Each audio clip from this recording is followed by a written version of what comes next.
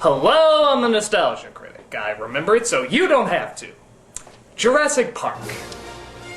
What can you say about it? It's a classic story of science screwing with nature. Sort of a monster movie meets family adventure, Jurassic Park introduced groundbreaking effects, heart-stopping action scenes, and continues to be Steven Spielberg's highest-grossing film. So as you can imagine, there was a lot of hype for Steven Spielberg to do another movie. Hey, you know what, Mr. Spielberg, before you even knew what you had, you patented it, you packaged it, you slapped on a plastic lunchbox, and now you're selling it, well, Lost World.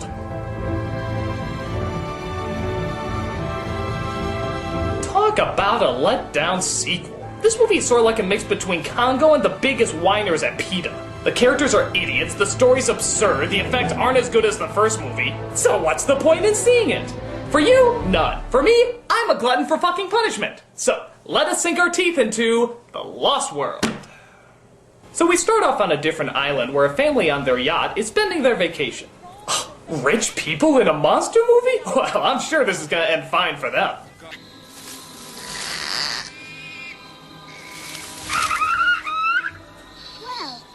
Hello there. What are you? What little girl is this? Any real child would take a look at that little green monster and go,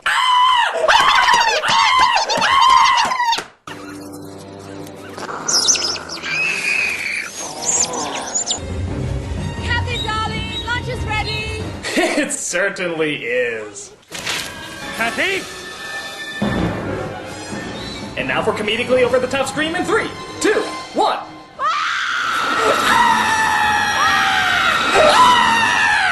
Seriously, what woman, especially seeing her daughter getting eaten, would take the time to raise her arms in the air and throw them down? You do that while telling a joke. The aristocrats! And then we cut to this.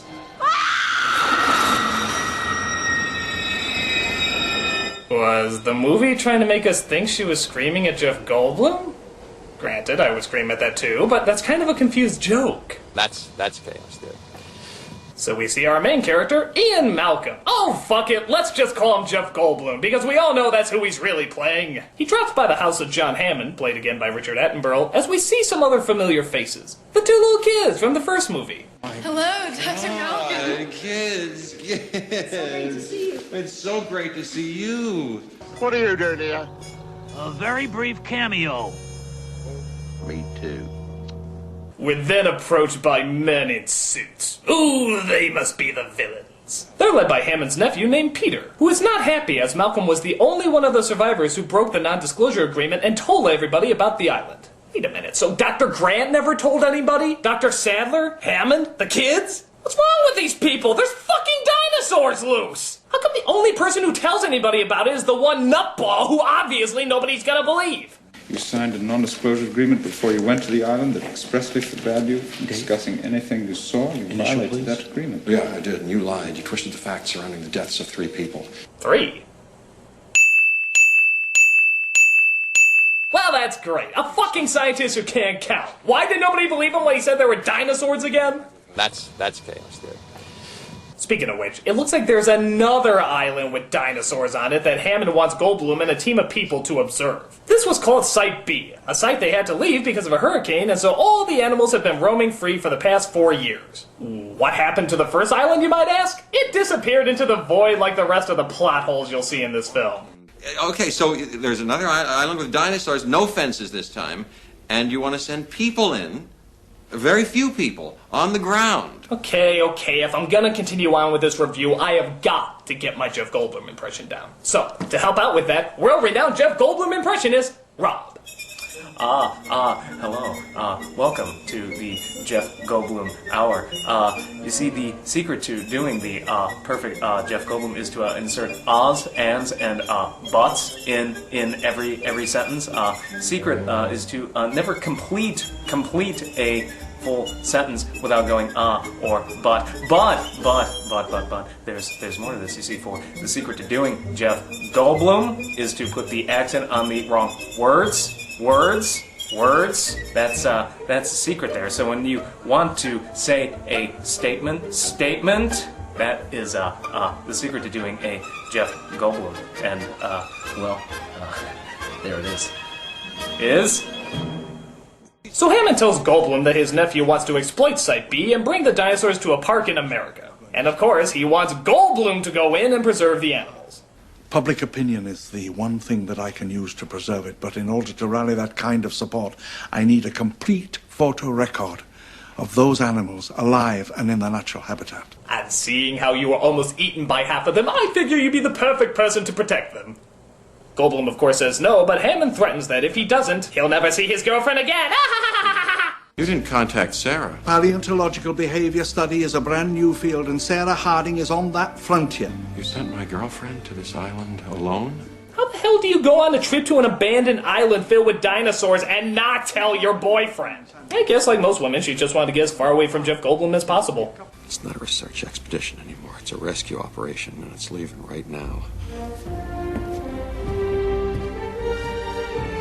Oh, did I put on the soundtrack to the first Jurassic Park again? So Goldblum goes and gets his team together, including Vin Vaughn. Yay! Oh wait, he's, not in the comedy. We also come across Kelly, Goldblum's only daughter. Wait a minute, one daughter? Got any kids? Me? Oh, hell yeah, 3. I love kids. What's with this idiot and numbers? What, first how many people die, now how many kids he has? I mean, what the fuck's wrong with you? I can't read or write. Good for you. It turns out Kelly is sad because, big shock, Jeff Goldblum's not that hot a father. You know, sweetie, I know we've had some hard going, but I feel like in the last couple of years we've really kind of started to work things out. Hasn't it been better? Yeah, but I want you to crack on me a little bit, ground me or something, send me to my room. You never do any of that stuff. What kid is this? Yeah, because if there's anything children complain the most about, it's not getting punished enough. If you got your gymnastics competition, you've been training for that for months. You like to have kids, but you just don't want to be with them, do you? Hey, I'm not the one who dumped you here and split for Paris, so don't take it out on me. Nice parroting there, Goldblum. Why don't you bring up her aborted brother while you're at it? So the team makes it to the island in search of Sarah, only to find that her bag is left behind. Sarah! Wow, even his screams for his possibly dead girlfriend sound disinterested. Sarah! It's like one of his various uhs got in the way of that line. Sarah, ah. They then come across a couple of stegosauruses and marvel in wonder. Yikes. And yeah, don't get used to this whole enchanting thing, by the way. There's very little of it in this movie. And eventually, they do come across Sarah, played by Julianne Moore. Wait. Shh. Just stay there. Be quiet. You just asked the impossible from Jeff Goldblum. Stay there and be quiet. Can't be done. We see she finds an E.T. knockoff and decides she wants to pet it. But the parents see her and charge in an angry rage. This, of course, results in a thrilling anticlimax. But it turns out there's bigger things to worry about, like Goldblum's daughter sneaking on board the trip. Kelly, what are you doing? No, what are you... Hey, don't go out there. It's not safe. Stay in here. You guys should definitely go. But I'm gonna stay. I love you. I just don't need you right now. I'll tell you what you need, a good antipsychotic. You know, in the first Jurassic Park, they at least tried to set up some character and interesting conversation. Here, it just feels like filler until the fucking T-Rex gets there. In fact, let's play a game. A little game I like to call Try to Be Invested. Just listen to this conversation and honestly act like you give a crap. Seriously, just try to be interested. So listen, when you're out in the field, nothing we can do can leave any room for people to say that our findings are I'd be happy to contaminated. deliver a letter to Once your the wife research or your police loved smells one. blood Give in a the chance water, to say you're fine. dead. Okay? So we leave no Or scent Eddie, of any you got any kind, personal no effects insect of any repellent, kind? no hair You know, tonic, no least I can do. cologne. I'll be in We there, seal all our food guys. plastic bags. Our presence needs to be 100% antiseptic. If we Oh, fuck it. Can I just see the lawyer getting eaten again? God, that's awesome. Can I just watch that for 2 hours? But they hear a noise in the distance. A horrible, terrible sound. What could it possibly be? Man! Yes, ma'am. Man would sodomize your hamster if he could with a... Okay, we know the drill. Let's just see who these guys are. Oh, it's that Peter jerk again. And this time he's accompanied by another Peter, Pete Postlethwaite, and his killer cheekbones, as they try to hunt down some dinosaurs for their zoo in America. It'll be a packy Back to you. Say that again, Wallen. A what? The one with the big red horn, the pompadour. Really? You hire people to hunt dinosaurs who don't even know the names of the dinosaurs? Why would you go hunting with a person who doesn't even know the name of the animal you're hunting? Oh, it's big, it's got antlers, it's got these really big hooves. A lion? Yeah! So our heroes look over the horror of what they're seeing and they let it all sink in.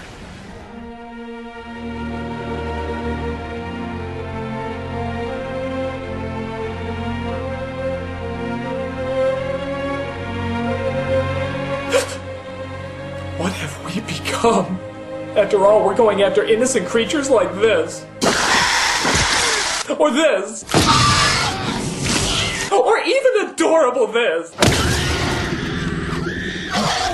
Truly, we are the savage animals! So the two Peters come across a baby Tyrannosaurus and trap it in order to capture the mother.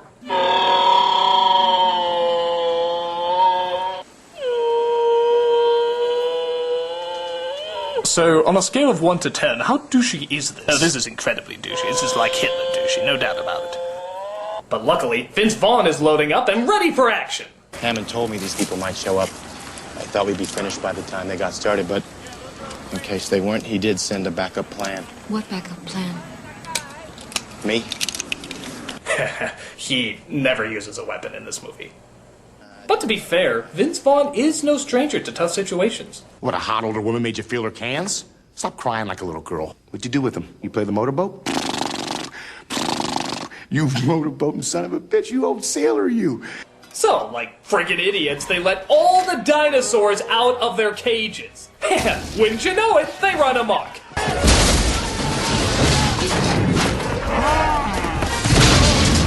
Thank God they released all those animals. Now absolutely no human beings will be horribly injured at all.